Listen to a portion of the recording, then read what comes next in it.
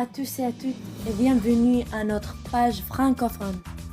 Le 24 octobre, au moins 8 enfants ont été tués et une douzaine d'autres blessés de l'attaque de leur salle de classe dans une école du Cameroun anglophone. Un crime horrible, vivement condamné par la classe politique camerounaise et l'Union africaine.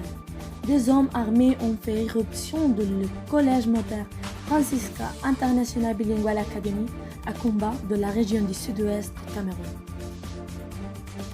Le 25 octobre, le Maroc dénonce des provocations contre l'islam et condamne la diffusion des caricatures de Mohammed sallallahu alayhi wa sallam. Le Maroc n'appelle pas au boycott de produits français mais condamne les caricatures de Charlie Hebdo.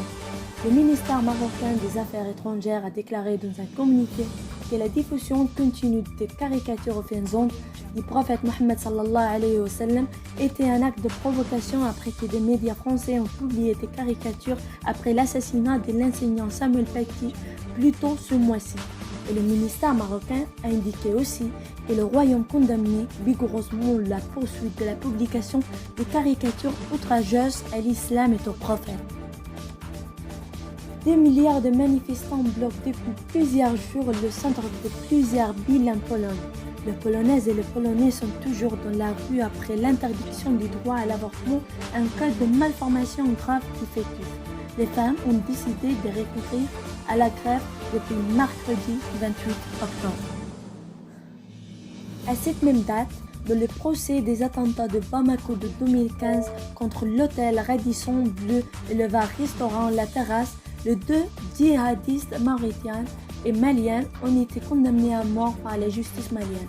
Amadou Diallo, l'un des avocats de la défense, a déclaré à la sortie de l'audience qu'il allait se pourvoir en cassation. Une catastrophe tragique et inattendue a eu lieu en Turquie et en Grèce. Au moins 12 personnes ont été tuées et plus de 400 blessés de l'ouest de la Turquie dans un puissant séisme.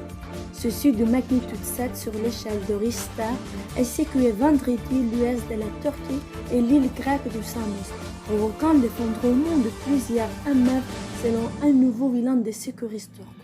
À la suite de ce fort séisme, un mini-tsunami s'est produit sur l'île grecque de Samos.